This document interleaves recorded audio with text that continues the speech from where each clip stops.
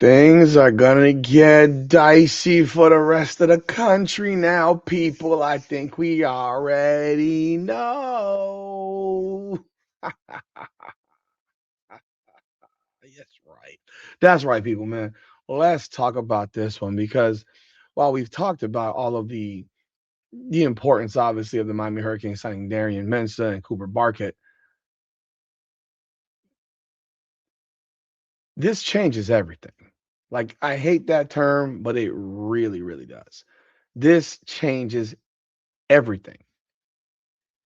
And we're going to talk about that right here. Welcome back, everyone, to another edition of Hurricanes Unfiltered, powered by Come On Now, the podcast. I am your host, Rudy Rodriguez. Come on, hit that like button and subscribe to the channel. Leave your comments, man. They mean so much to me. We're growing, man. We're about 50 subscribers away from 14,000. Let's get there, man. Share the video, share the content. Just don't just watch it. Share it on your socials, share it on your Facebook, share it on your Instagram. Let everybody know. Come right here to get the 411 on what's really going on and the real reality of the situation in Coral Gables with the University of Miami. Shout out to the sponsor of our show, Natalie Lopez, attorney at law. When life hits hard, the law firm of Natalie Lopez hits back harder. Practicing in the areas of criminal defense and family law, you can be reached at 954 888 8833. That's 954 888 8833. Or on Instagram at natnat.guilty. She will fight for you. Let's talk about this. So Darian Mensah and Cooper Barkett are now Miami Hurricanes, but this is just a piece of the entire picture we got going on here. Consider the fact the Miami Hurricanes did not have a quarterback that had any experience until they locked in Darian Mensah. They got spurned by Sam Levitt. They got spurned by Ty Simpson and whoever else they were looking at. Those guys all chose a different path. However, the Miami Hurricanes figured out to give Darian Mensah a call, I don't know. I don't know what triggered them to make that phone call. Or maybe someone called them. I don't know. But we can all speculate because there had to be something that would have made whoever at Miami make a singular phone call to Darian Mensah's team or himself or whoever to get this ball rolling. So that being said, Miami Hurricanes had a solid offense this past year. Not a great one, not a bad one, a solid one. Miami's offense this season averaged 405 yards per game, 30.9 points. In the meantime, that had Miami, close to mid-pack in terms of yardage. I mean, if you're looking here, we're talking 10. I got to copy and paste this because I can't. This is too much to count. So if I do that and I open up my trusty Excel sheet, I can actually tell you the exacts. So that's 2 spots. So Miami was 49th in total offense this season. 49th. And Duke was 25th in total offense. Darian Mensah was second in the country in passing yards. He threw for 34 touchdowns. 39. Let me see. What was the exacts? He threw for 34 touchdowns, 6 interceptions, completed almost 67% of his passes. So you have a team in Duke that averaged almost 35 points per game, Miami averaging 31 points per game, Duke averaging about 18 yards more per game. So how in the world was Duke 7-6? Well, that's an easy conversation because Duke's defense was utterly horrendous. They were one of the absolute worst defenses in America this year. The only Power 4 teams that had a worse defense than the Duke Blue Devils: Arkansas, who finished 2-10, Colorado, who I think went 3-9 or 4-8, 3-9. Boston College, who went 2-10, Syracuse, who went 3-9, and the one and only Rutgers, who went 5-7. Those are the only 5 Power 4 defenses that were worse than Duke. So one can only imagine what Darian Mensah would look like playing on a team that has an actual defense. You got to wonder. You got to wonder how Duke would have looked if they had a defense, which they didn't. They gave up 424 yards of offense and 29.4 points per game. I mean, that's pretty goddamn bad. That's pretty goddamn bad. And they won the ACC championship. Think of that. That's just crazy, right?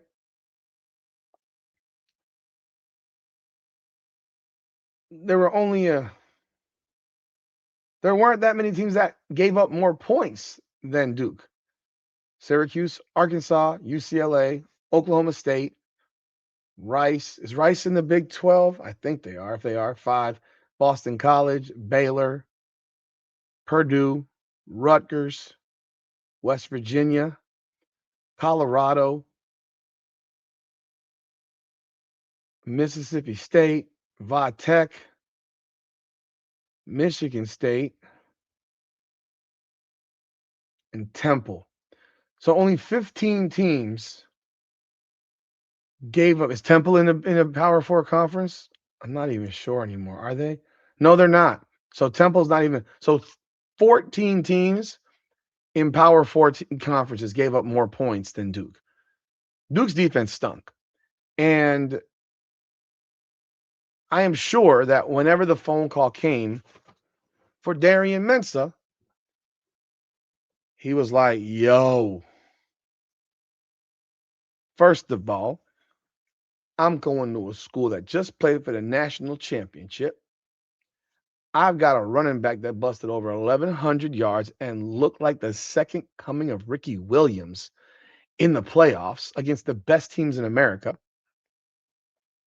I'm going to a team that already has the most dynamic, electrifying playmaker in the country in Malachi Toney. I am going to a team that has a coach who lives by offensive line and will have real offensive linemen giving me literally all day to throw the football. And then they're adding Vandrevius Jacobs, who had big time numbers over at South Carolina.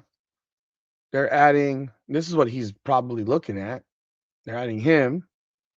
They're adding, what's the other dude's name?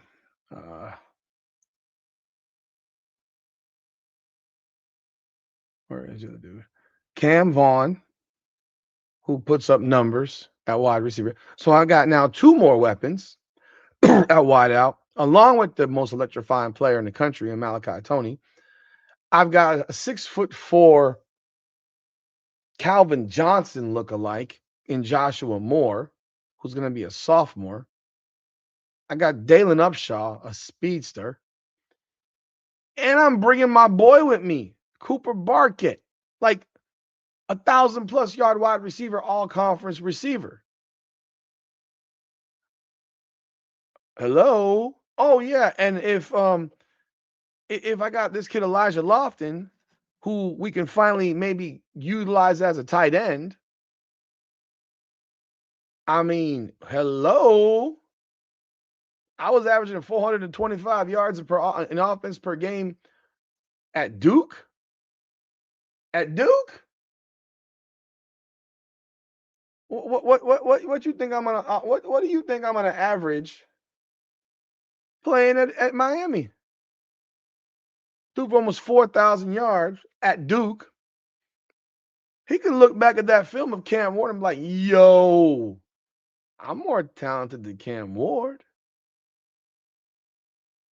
Or at the very least, I'm the same. I have the same talent as Cam Ward.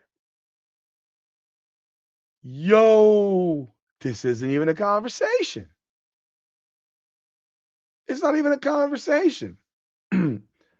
So I saw what Miami did with Cam Ward, averaging 537 yards of offense, 43.9 points per game, leads the country in scoring. Are we really discussing this? He threw for 348 yards a game, rushed for 189 yards a game. Are we really having this conversation? Like, seriously, bruh? Darian Mensah to Miami changes everything, people. This deal with Darian Mensah and Cooper Barkett, I mean, it is.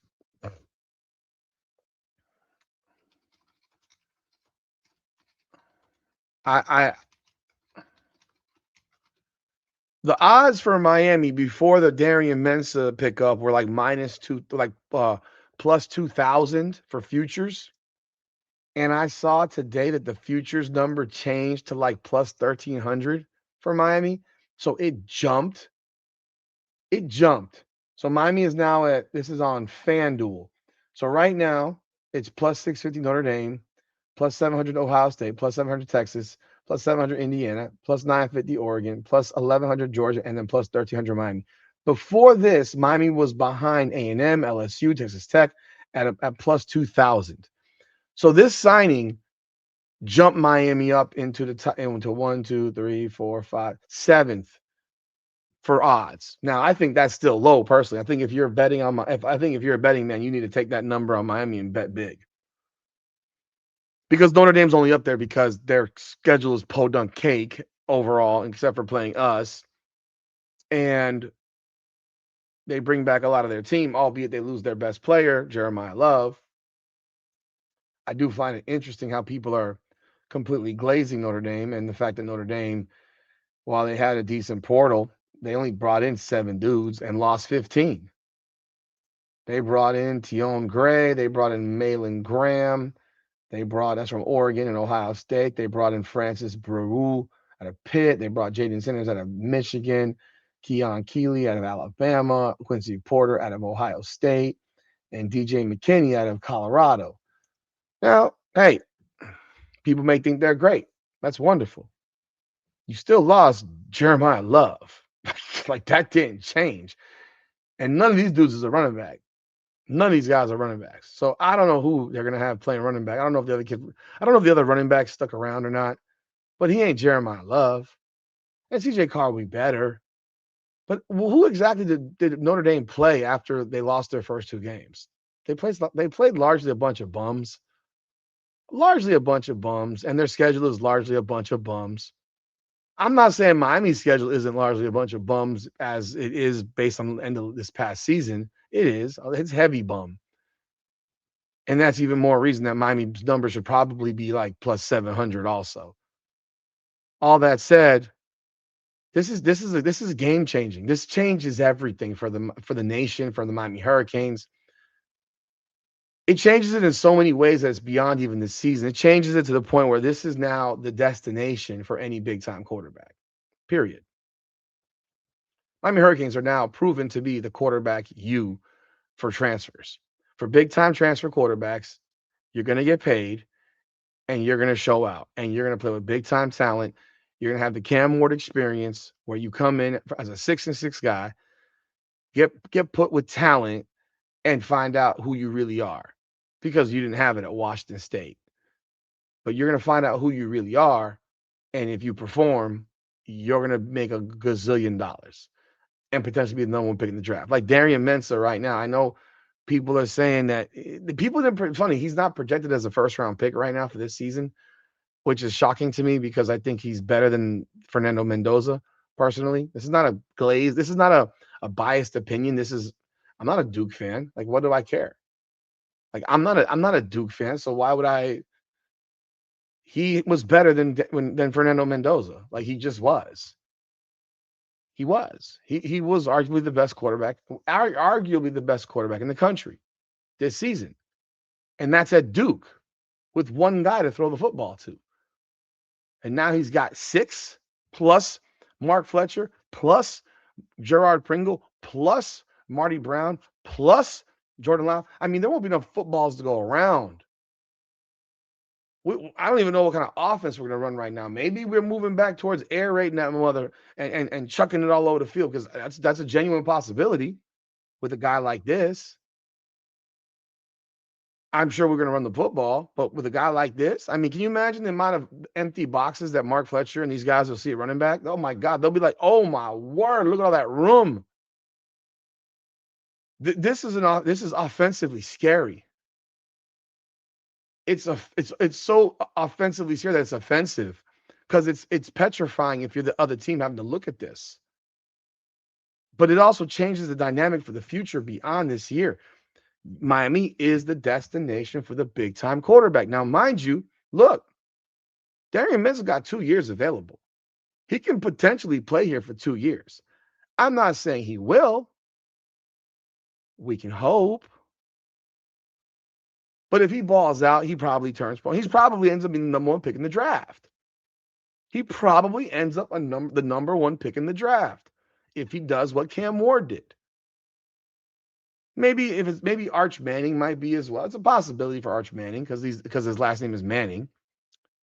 But this is a game changer. So beyond that, now what you might see is the fact that, look, if he's that good this year and he turns pro, maybe that then gives Miami the opportunity to move to Darian Coleman. Maybe that is the possibility, because Darian Coleman could potentially be the backup. I know he's small. I know he is.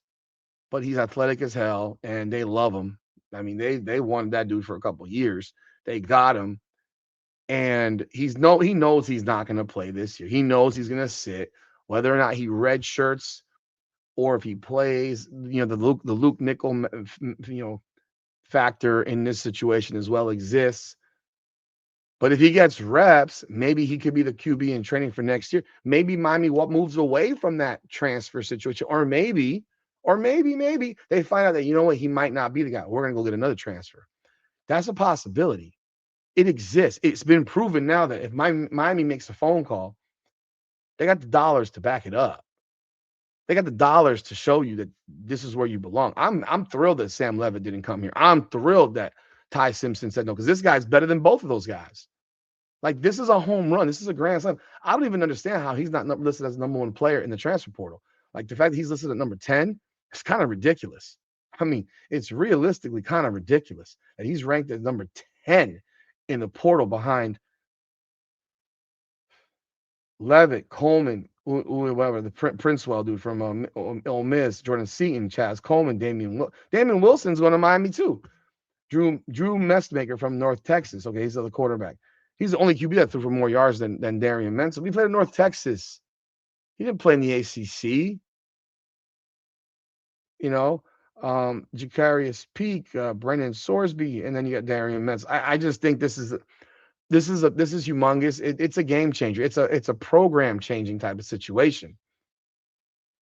Because I'll be real, with the schedule that Miami has, the only game that threatens is a threat. And look, there are other Hurricane fans out there that are posting stuff. I see 2 or 3 trap games. No, you don't. No, you don't. You don't. There are no trap games on the schedule. A trap game is Pittsburgh. A trap game is Louisville. A trap game is the Louisville game after we went and we beat Florida, Notre Dame, South Florida, and Florida State back. Then we had Bethune back to back to back. Like that. That's a trap game. Is that Louisville game? That Friday night at home, that was a trap game. Heck, the SMU game could have been considered a trap game of sorts. It's a road game. It was our first trip outside of Florida. But that shit's not a trap. There are no trap games on this podunk ass schedule. I'm sorry, they're not. Miami will be ready to go to play at Clemson. There's no doubt about it. Stanford is damn sure not a trap game. It's the opening game of the season. Like, stop. Clemson could be considered a trap, but it's not, because reality is this. You're playing Clemson. It's still Clemson, and you're going to take them seriously. Florida State's not a trap game. It's a rival. You're at home. There are no trap games. There's no trap game on the schedule. Please don't consider North Carolina a trap game. They sucked. And the fact is that there's people that say, how can you tell for next year? You can't, because the teams change over. But you also know what they had and what they added and what they lost. And realistically, If you're going to say that Virginia Tech now is a good team, well, they're playing us down here. There's no trap down here. They're playing us here. James Franklin is notorious for losing important big games. He doesn't win them. Just because he brings over some guys from Penn State doesn't mean that Virginia Tech's all of a sudden going to become great. It doesn't. Maybe in a couple of years they'll be pretty good. But this year, initially, I highly doubt it. Maybe they go 7-6, 7-5 regular season plus a bowl game, or 6-6 plus a bowl game. Like they're not going to be a 10-win team. It would help if they were for our schedule. It would help. And then if they're good, then it's definitely not a trap game because then you know they're good. Like this is not a team that sits here and when you look at it, that trap game component, this is a team right now that's going to pop up. I'm telling you right now, Miami might put up 45, 50 points a game this season in 2026. This offense is going to be petrifying, absolutely petrifying. There are people that are saying, oh, the offensive line. Dude, I ain't worried about the offensive line. Mario Cristobal and Mirabal will have that offensive line A-okay. I know we lost 4 dudes. These are offensive line dudes. Like, this is what they love. This is what they love. I have no concerns about the offensive line. I just don't. Now, you ask yourself from a defensive perspective, and the reality is Miami didn't lose very much on defense. When you really sit down and think about it, they lost guys, but there are guys that are ready to go. Yes, we lost Ruben Bain, irreplaceable. Yes, we lost Akeem Mesidor, irreplaceable. But people. Miami has returning on the defensive line Justin Scott, a 5-star defensive tackle. Armando Blunt, a 5-star defensive tackle. They got a transfer in Damon Wilson II, a 5-star defensive end. They got Hayden Lowe, who did not play this past year due to injury, who's going to be a redshirt freshman, a 5-star defensive end. And there's one more who's a 5-star player on that defense line. Who is the 5th one? Marquise Lightfoot, who played a lot this year. Speed rush defensive end, 5-star. 5-star defensive linemen. Oh, yeah, and there's that guy, Ahmad Moten, who's the best one of them all. And he wasn't the 5-star guy. The defense tackle, Ahmad Moten, who's an absolute man-child, who's giving me reminders of Warren Sapp and the crap that he does. Where's his number, in fact, as well? Like, Ahmad Moten, I'm telling you right now, presumed health is going to be the most petrifying defensive tackle in America next year. He is going to be a fucking demon, a savage, a destroyer. I'm telling you, this guy is dangerous. And you have Justin Scott next to him. Oh my goodness. And whoever else we develop, like, so as good as Ruben Bain and Mesidor were, is it possible that we could be better? I'm not going to go there and disrespect those guys, but when you got 5-star defensive linemen plus Ahmad Moten, you got some dogs, man. And then you look at the linebacker situation. You bring back Mo Toure, who might be 46 years old. I don't even know how old he is. Probably 24, 26. He might be 25 right now. I'm guessing. You got him back. This guy hits defensively. I mean, my God, he and Jacoby Thomas are like the V in ESV. I hope they continue that ESV thing because they are the V in ESV, violence. And that is what how Mo Toure hits. He hits violently, constantly. He will knock himself out to win. And then you got Chase Smith coming back. Big time. And then you got to figure out your linebacker situation as well beyond that. But you got Chase Smith coming back. So there are your starters. Defensive back-wise. Presuming health, of course. That's what we always got to do. Cam Pruitt's going to be involved in the linebacker group. It's his time. He's a junior. Better be ready to roll, homie. The defensive secondary. Jesus Christ. We just lost Jacoby Thomas. We got a guy who might be just as psycho as he is, the way he hits, in Omar Thornton. Like, are you kidding me, man? That's crazy. So you got a dude who might like to hit just as much as Jacoby Thomas. Maybe he likes to hit even more. He's a South Florida dude coming back home, and he's got 2 years left to play. So he could turn pro next year after next season, or he could play for 2 more years. You could have that in your defensive secondary. My guess is he would come back and play 2 more years. bruh, bruh. That's one of your safeties. Bryce Fitzgerald, you saw what he did this year. They'll do that more interceptions than most teams did in the secondary. And then you look at, prayerfully, you presume that maybe Damari Brown's toe will finally feel okay. If he can finally go and be healthy for a year, he's a damn good cornerback. Frederic, he has his flaws, but he's a pretty darn good cornerback. And you're going to expect Ethan O'Connor to be better, Dylan Day to be out there, Jabari Antoine to be out there. Like, you're going to have these dudes. Like, bro, this defense could legitimately be better than the one we just had. And I'm not playing games here. Legitimately could be better than the one we just had. And this is now Corey Heatherman's second season. He spent his first season fixing the shit. Now he gets to really go after it. It's different, folks. And it's when you talk about change, like this changes stuff, bruh. It just does. It just does. I mean, and then we pick up Conrad Hussey out of Oregon State, Florida State, a guy from St. Thomas Aquinas, another DB. We got Kiana Davis out of Nebraska on the D line. Let me see who else. You got Jarquez Carter, a 4-star guy out of Newberry, Florida, who was at Ohio State, who's going to be on the D line. Bruh. I mean, you don't have to get a lot of dudes. You just got to get the right ones. But it all starts with a quarterback. Like, we can all sit here and pussyfoot around. It doesn't matter how much talent you have if your quarterback ain't right.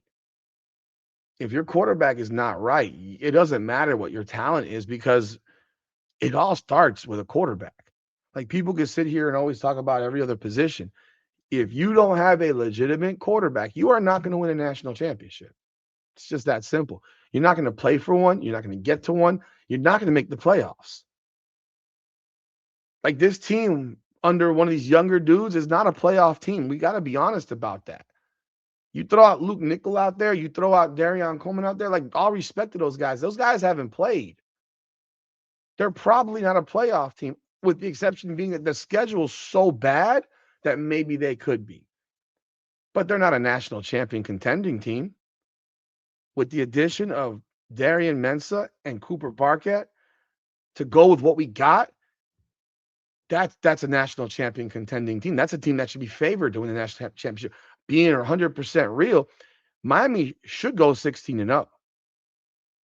They win all 12, win the ACC championship, and then win 3 playoff games. Walk in as a number 1 seed and be the number 1, just like Indiana was this past year.